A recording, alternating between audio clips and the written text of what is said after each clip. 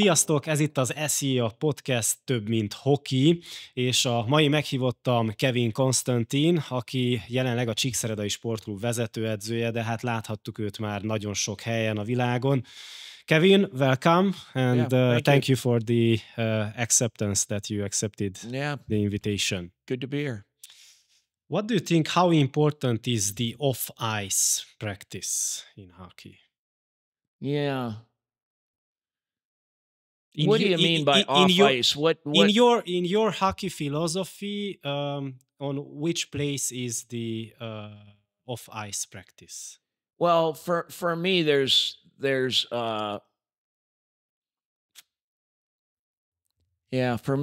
games. Obviously, the most important to your result are games. Obviously, the most important for fans are games. So standing behind a bench as a coach and coaching the games is one of the biggest jobs you do. The second biggest component of that in preparation is practice. But physically and time-wise, you can only get about 50 minutes of that in a day to an hour. After that, you're burning through the energy you need to conserve for games. And I was taught by a very smart hockey person that we don't give the players enough rest in hockey. So you really got to be careful about how long or how often you practice. So now there's the two biggest components of coaching our practices and games. So I feel a lot needs to get done that you don't have time for in practice. So for me, meetings and video, somewhere between 10 minutes to a half hour a day are incredibly important for us to keep our detail and keep our structure in such a way that our group can have successful in games. So outside of those three major components, the next thing is a player taking care of his body during all of that. And that's where, off ice, which is part warming up for games, part recovery after games, and part maintaining, the conditioning, partly muscle conditioning, partly cardio conditioning. It really is not an area that I feel like I'm an expert in.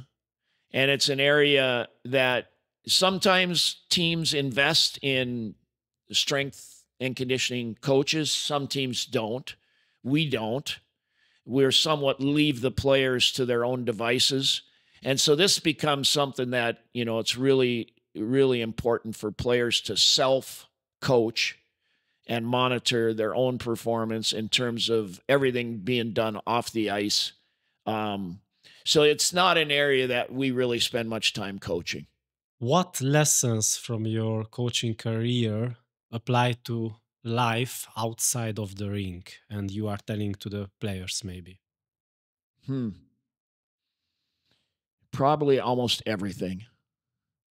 I think there's, a couple ways. If I'm talking to my son, I'm reminding him that you don't identify yourself as an athlete or a hockey player. Identify yourself as a person.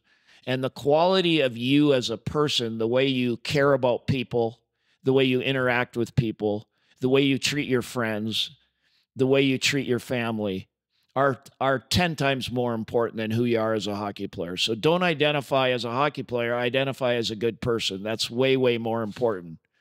But at the same time, almost every life lesson that you have will be something that being successful in hockey will have prepared you for. It doesn't really matter. I mean, there's so many examples from, trying to be a good teammate and trying to be a good husband or partner for your spouse are almost identical concepts. Even me, I mean, from wife number one, which didn't work, to wife number two. And this, I think a good second marriage, a lot of it became being self-aware of how I failed in my first time around. And I needed to change. So I think if I'm a better husband right now, it's not that I found a very good woman to be my second wife, so good for her. But I think if it's successful, it's because I've changed in my approach. And those are things you're constantly learning through hockey. If you have a hockey season and you fail, the first person you look at is you look in the mirror and you say, where did I fail? Before I even start to think about, did an assistant coach not do his job? Did a player not do his job? What about the job I did? Where do I need to get better? So there's a constant self-awareness and self-evaluation you have to go through to be any good at this business. And if you don't change, then there's no chance I'm still coaching 41 years later if I didn't learn how to change with the times, change with the strategies, change with the fact that today's athlete's a different athlete than was playing the game 20 years ago. It's a different generation. They're more into social media, et cetera, et cetera. So I need to change in order for me to stay in the game. And so that's a hockey lesson, but that also prepares you for life. It prepares you for parenting. It prepares you for, failure, because life isn't always rolling along perfectly. You fail in life, you fail a marriage, you fail a relationship, you fail at a financial situation, you lose a job in life. Those are all things that hockey's prepared you for, because it's prepared you how to lose, evaluate, learn, and try again. That's the cycle you go through in hockey. You play, you look at video or have a meeting about how you played, you make an adjustment to how you played, you go play again. And that's life every day. When you get up, there's a new challenge and a new situation you have to figure out. And I feel really lucky because hockey's prepared me to handle, almost every, not every life situation, but almost everyone. There's a solution that you probably already figured out by trying to survive the game of hockey that'll apply to that same answer in terms of the life problem you're having. You mentioned these difference between the generations. Yeah. That nowadays we are living with social media, with mobile phones, with laptops everywhere in our life. Yeah. How can you motivate the players in this way? Because the younger players are coming with different mentalities, I guess. Well, I can tell you what I've changed, and whether that makes sense or not, or whether it works or not. I can tell you that when I coached the first, and I've coached 40 years, so let's just split it in half and call it first 20, second 20. The first 20, I only coached in group settings, meaning guys are sitting in the locker room or in a meeting room. You walk in, you tell the group what they need to go. You go back and sit in your office. They play. You go to them between periods and tell them a couple things. They finish playing the next day. They come to the rink. You go take them into a meeting group. You tell the whole group how they played. And so there was no individual interaction with players. It was 100% a group. And the game today, I coach very, very differently. There's still lots of group meetings, but there's a lot of small groups, one-on-one meetings, individual video.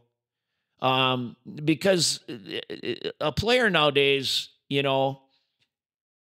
team success is kind of what coaches are interested in, because in a lot of ways, coaches' careers are dependent on helping teams win. But the win-loss record for a player isn't anywhere near as important, because his survival is his own personal success within the team game. So I think most players still care about the team and still care about winning as a group.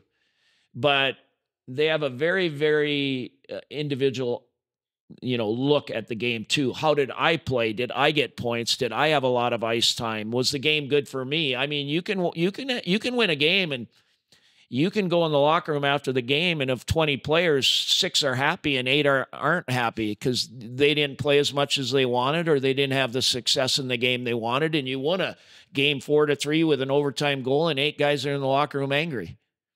That's just the nature of them and looking at their own personal game within the team game. So you have to spend a lot of individual time with players, more so than you did in the past. And you also really, really have to have answers as to why.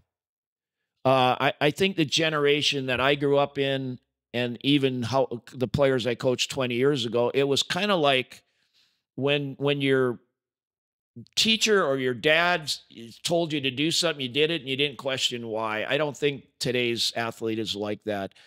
That you're going to tell them what to do, and they're going to ask why. Why would I want to do it that way? Why should I do it that way? So along with telling them what to do, you have to have why you're doing it that way. Way more today than you did 20 years ago. They want answers. You know, they're pretty with what you said, smartphones and social media. They're pretty educated on what's going on in the world. And so they often need an answer as to the why, not just don't tell me what to do, tell me why you want me to do it. I need to understand that too. So, yeah, I understand. Thank you for the answer. What advice would you give to those young players here in Szeklerland who dream of, let's say, NHL career or international hockey career? Anybody can improve. In fact, it's impossible not to improve through, you know, a willingness to work and a willingness to learn. Sometimes players can do one of those two. You know, they're pretty smart and they can learn, but they don't want to work hard enough at the game. Or they work pretty hard, but they don't really learn and change their game through the learning. So there's not enough taking the coaching material and actually really applying it to your game.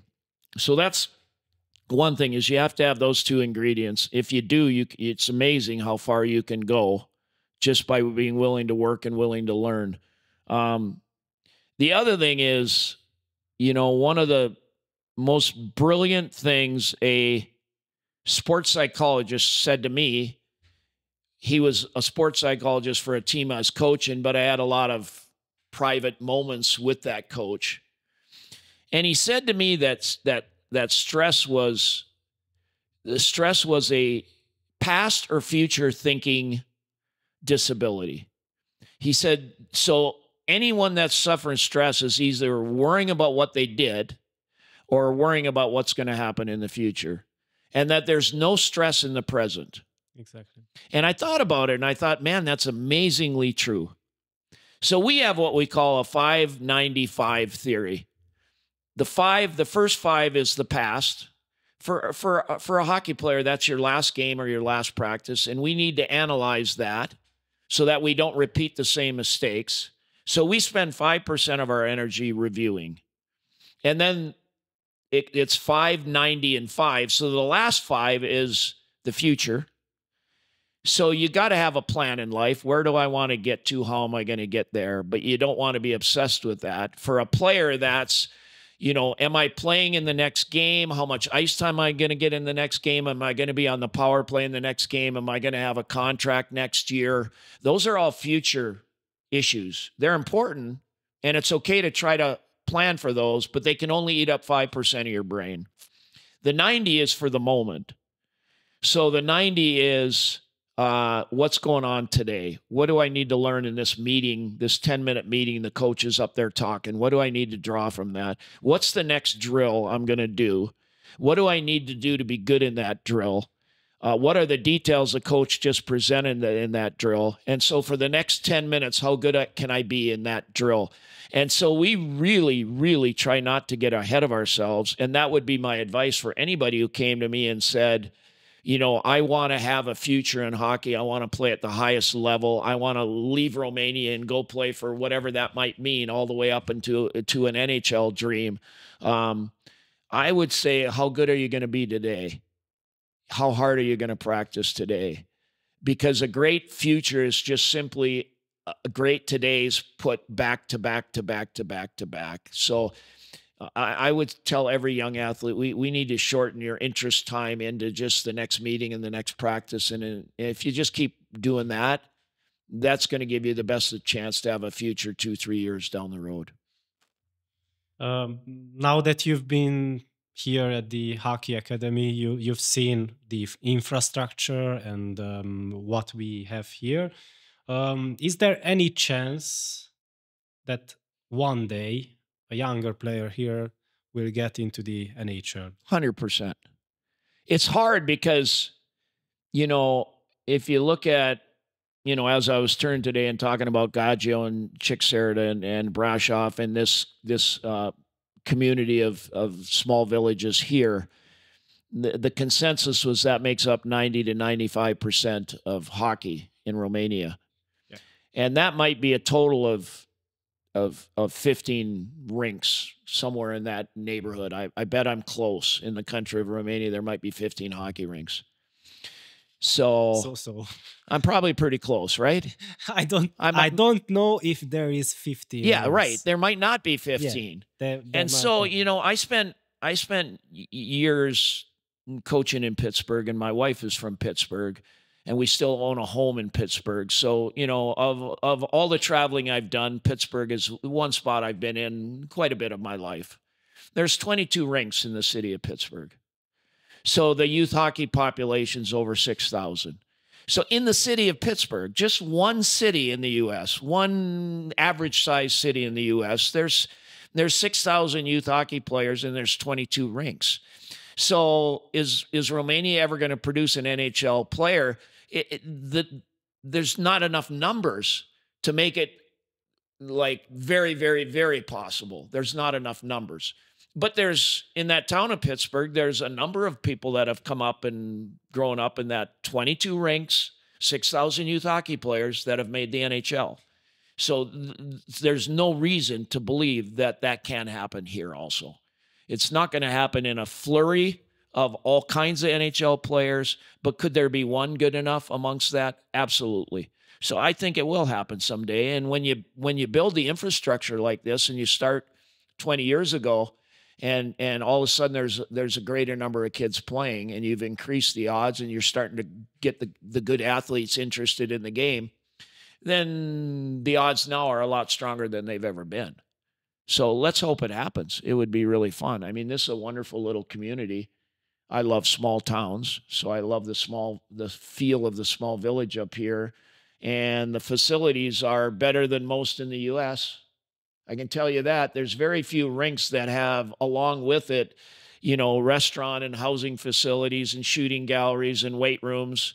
There's not very many that have facilities as nice as this. There's probably more rinks and more kids playing, but these facilities are superior and in better quality than most rinks in the U.S. So the infrastructure's in place. Add the athletes, and just kind of let the thing percolate a little bit and see what happens. You've been working also in national teams, with national teams.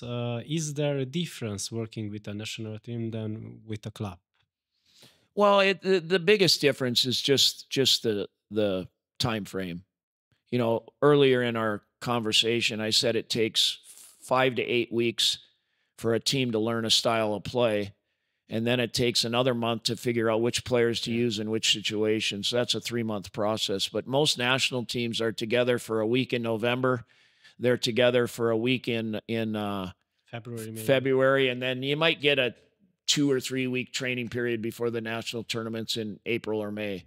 And so you're trying to do things in a condensed time frame that never allow you to maximize the potential of the group because you're just not together long enough.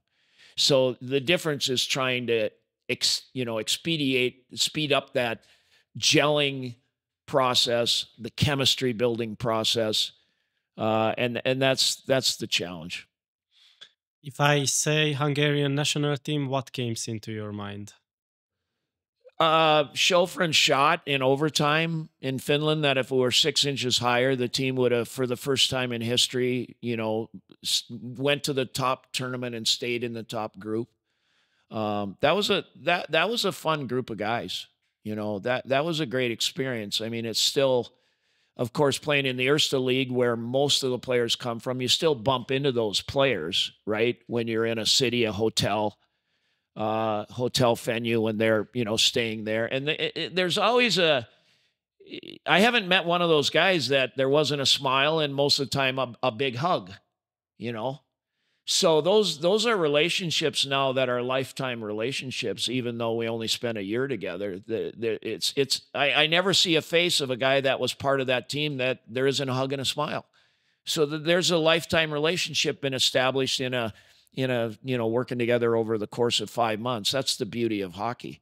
So I think of all the players, Schofrin and his little 5-year-old daughter and her being buzzing around the rink with us. And, I mean, Hari is a really, really dynamic and special hockey player. And it was fun coaching him in Farivar and, of course, with the national team and all the guys that played on that team.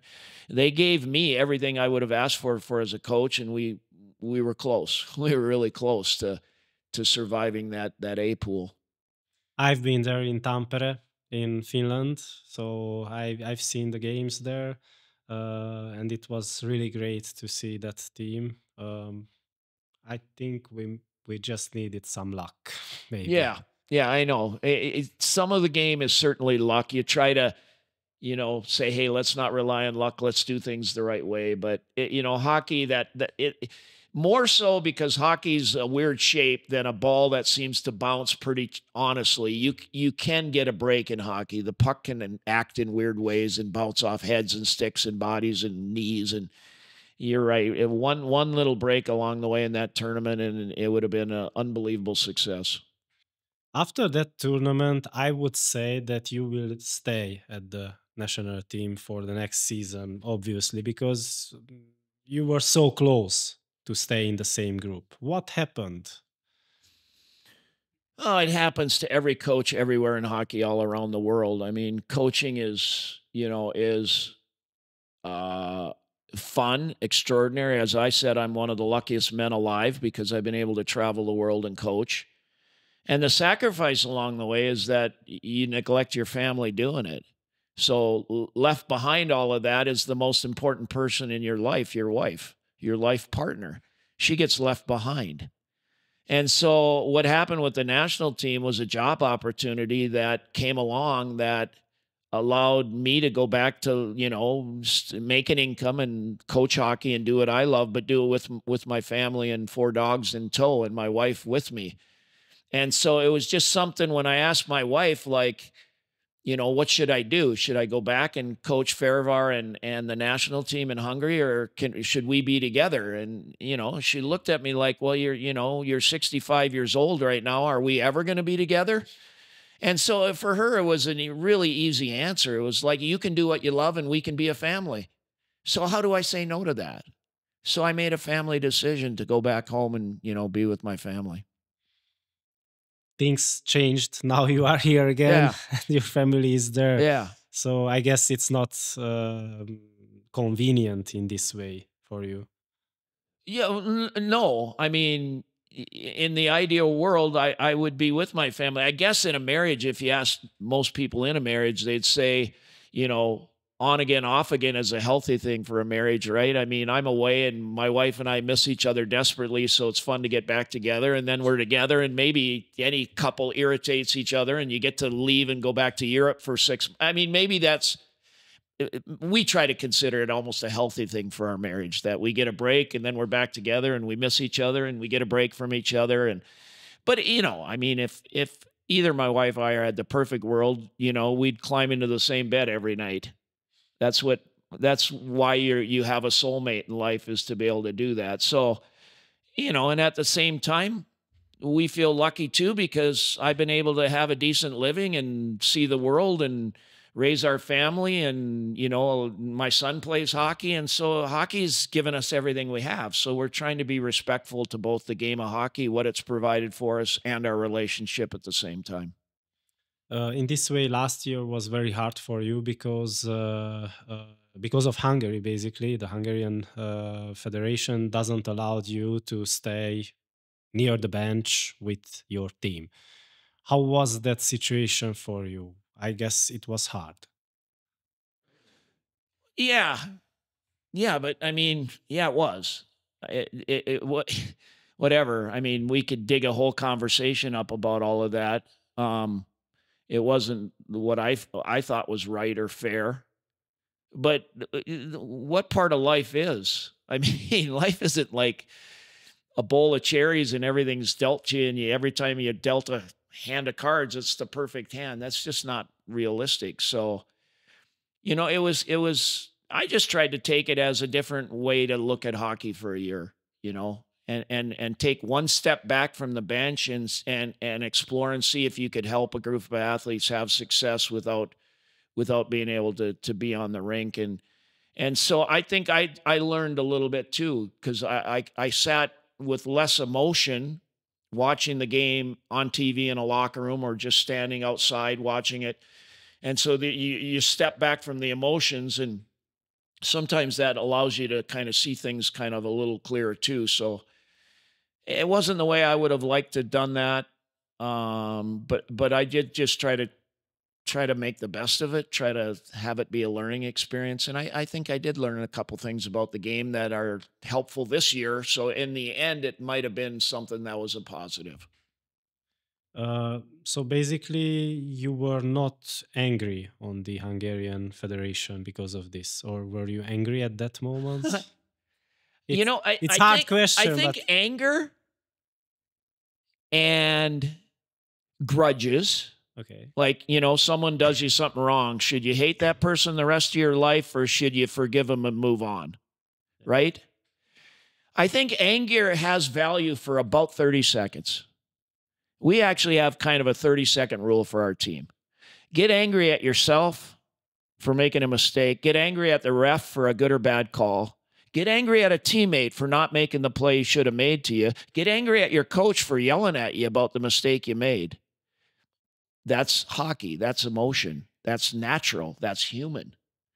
But after 30 seconds, it's a waste. And so if there was any anger at the Hungarian Hockey Federation, it was gone in 30 seconds because of the fact it doesn't provide you anything of value moving forward. What good does anger do you in life or sport or career to stay angry? It actually distracts you from moving forward in a positive way. So I think anger is normal and okay for a very short period of time. And very, very quickly, you got to move forward you got to keep your life moving forward. So. Okay. This year, Romania will host World Championships, Division 1A. And pretty much of the players at the national team. What do you think about the chances? I think the home ice advantage is important. So I think that's a boost in the right direction. I think the pool of teams is pretty good. So I think the pool is challenging. There's some good teams drop back down. Some good teams remained. So I think it's good to have home ice advantage. It's extremely challenging tournament. I think the fact that a lot of the players play on the same team or in the same area, Chicxera, Gaggio, and Brasov, I think there's a bit of advantage in that because I think they know each other chemistry-wise. Mm-hmm. So I think there's some advantages right now that help the team, as they did pretty good last year. We're pretty close to jumping up. I mean, a game, a goal, a situation. It would be a totally I think anything can happen.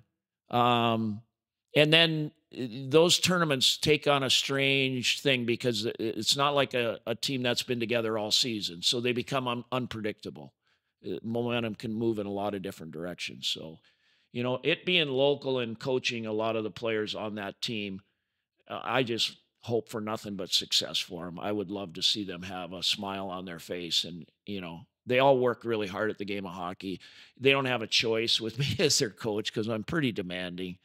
So we invest a lot of our energy into being good at what we do. Doesn't mean we have success every night, but that's not for lack of energy or effort or preparation for sure. So the players put a lot into it. And so you just hope they have some smiles along the way, and that tournament could provide that for them.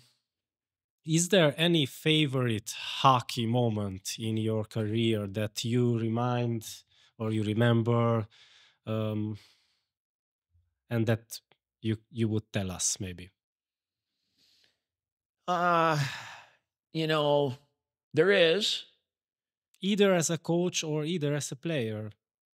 Yeah, I would say that almost all of the great moments have been coaching, not playing. And I'm not saying that there wasn't some success playing. I mean, I got a college scholarship. I was drafted. My college team played the U.S. Olympic team 2 weeks before they won the gold medal in Lake Placid. So I had a chance to play against the Miracle on Ice. There's a lot of playing moments. None reached the level of coaching. Coaching for me has been more fun than playing because you kind of get to play 6 positions as a coach and you only get to play 1 position as a player. So anyhow, and the other thing, one thing about coaching is you have favorite players too. You really try not to when you're coaching because you're trying to help 25 different guys.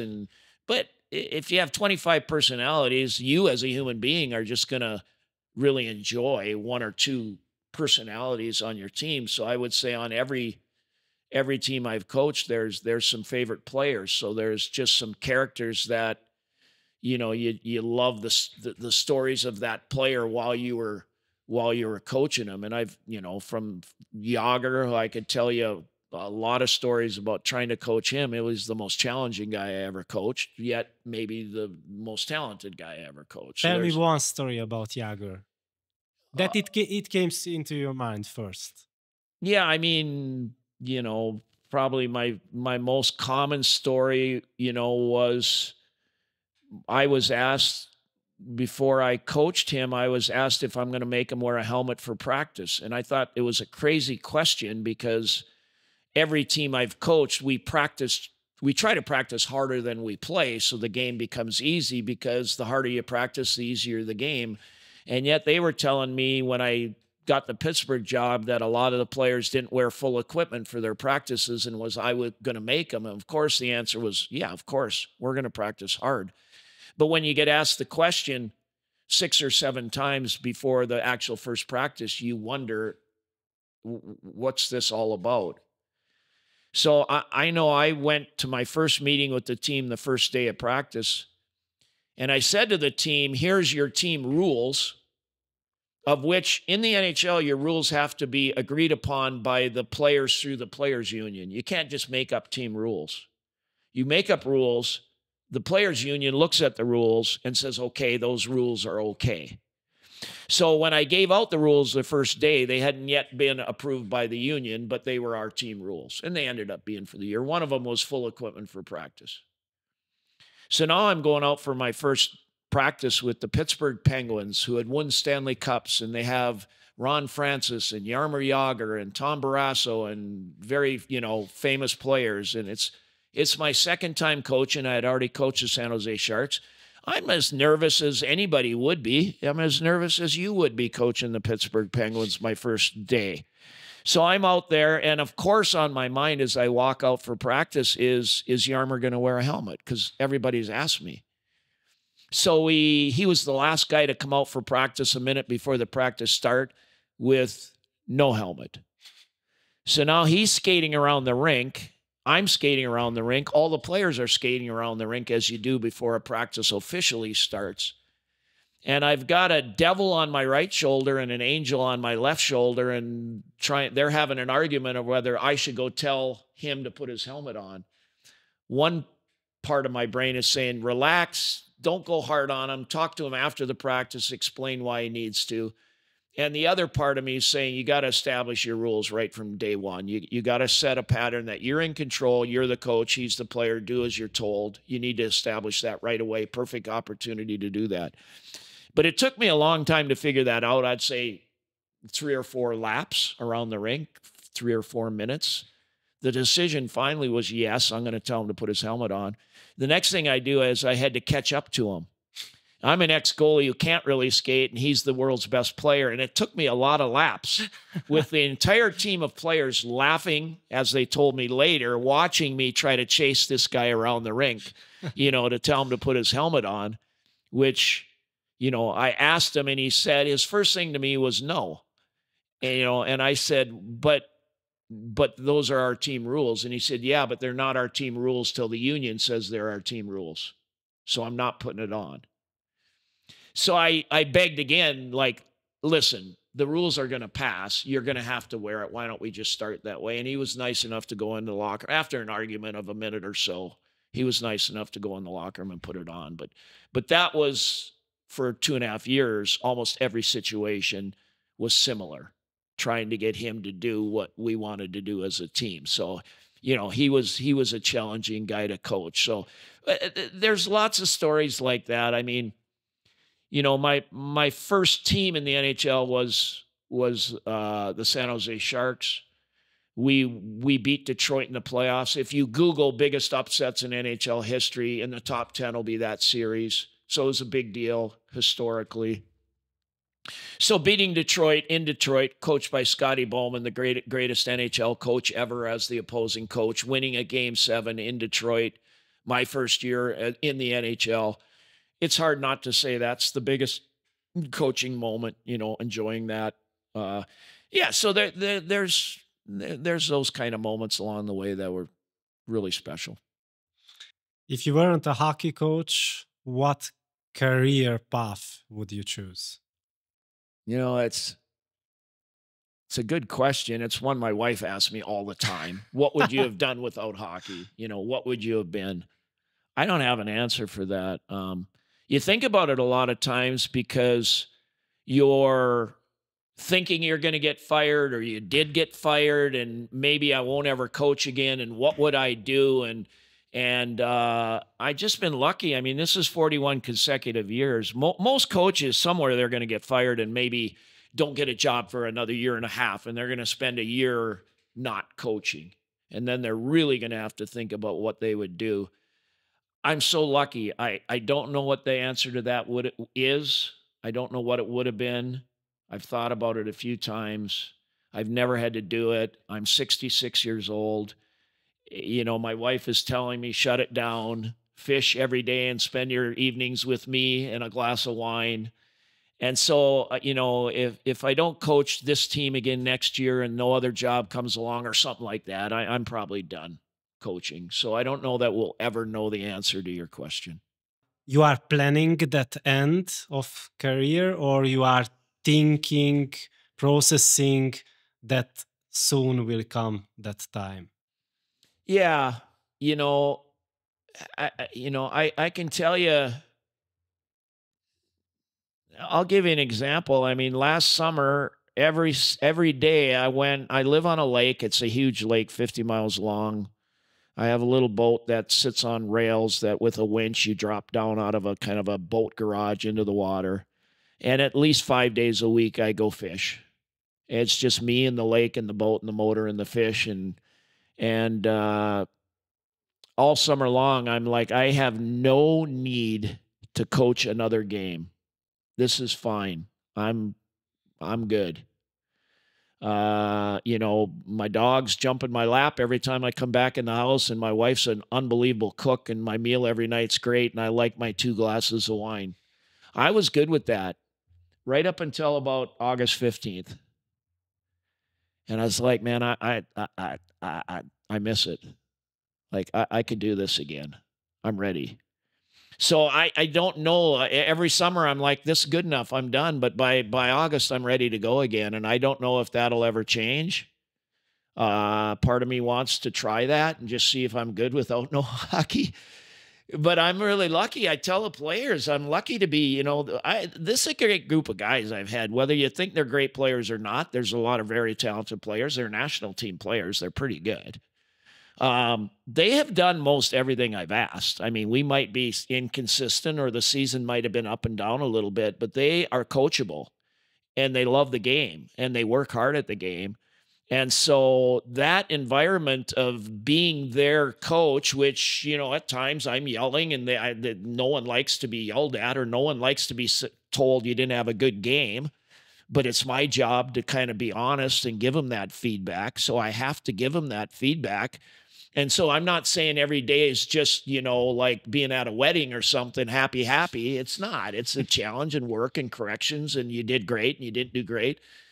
But I like that process, and I'm so thankful that they're willing to go through that process with me. And I still have a passion for that, and I still like doing it every day. I still like putting the time in. So I don't need to retire, but, you know, if something came along that said you don't have a job, so you're retiring, you don't have a choice anymore, then I'm curious about that too. And I'm curious to see if that'll be okay. I can tell you in June and July, it's awesome. It's really good. I like to fish every day. So, but every August, I'm like, I'm not quite ready to quit yet. So I don't know. I don't have the answer for you. Okay, last question. Yeah. How do you prepare? What is your pre-game routine, or do you have a routine before the games? You mean personally or strategically? No, I mean a ritual. Yeah, I mean Like, I don't know, you have a favorite shoe that you are wearing before the games, or you are bringing... Yeah, I've gone through all of those things. You know, a good sports psychologist said, make sure if you're doing those, they're things you control. Don't make it dependent on if you give 3 green lights on the traffic lights. You know, don't make it that, because you don't control that. Make it something you control. So I kind of been through all of that, from ties to socks to colors and all of that. Not really into rituals. So, I mean, my day is guaranteed a pregame meal around noon and a nap in the afternoon and some chewing gum. Chewing gum. Okay. Chewing gum before the game. It's amazing if I don't, and I forget it, you know, once a year, you forget it and you're on the bench, you feel, I don't know why, but you feel mentally completely distanced from the intensity and mindset you need to be in to be on top of all the details you need to coach. And you'd be like, man, I don't feel like I'm into the game tonight. I'm not emotional. I'm not sharp. I'm not good with my line changes. I don't see the play. And then you're like, I'm not chewing gum. So it's amazing how some people are smoking and you are chewing. Mine's chewing gum. So I have to, the only thing I know before every game is I'm going to have a pregame meal, a nap, and 4 sticks of chewing gum in my mouth when the game starts. And that's my ritual. Okay. All right. Kevin, thank you very much for coming. Yep. And wish you all the best and success. Very good. Thank you again. Okay. Take care. Nektek pedig köszönjük szépen a részvételt a mai podcastben is. Ne feledjétek, követhettek bennünket YouTube-on, Spotify-on, és ott vagyunk a Facebookon is.